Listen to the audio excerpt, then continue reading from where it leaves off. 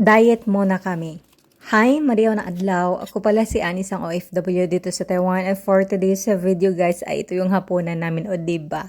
Hindi ko na talaga pinahirapan yung sarili ko dito.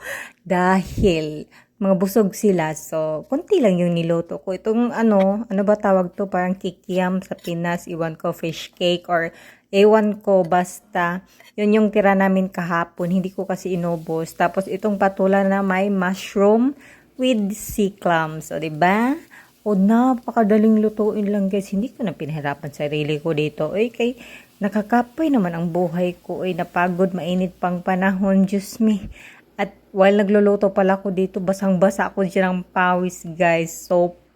Sobrang init, ang liit ng kusina at walang bintana na as in makaano man lang yung hangin. So, ayan, napakadaling recipe lang talaga guys. Tingnan nyo na kung paano ko niluto. Ay, basta ito, pag bumuka na yung sea clams, ay okay na yan. Luto na yan kasi madali lang naman yan eh.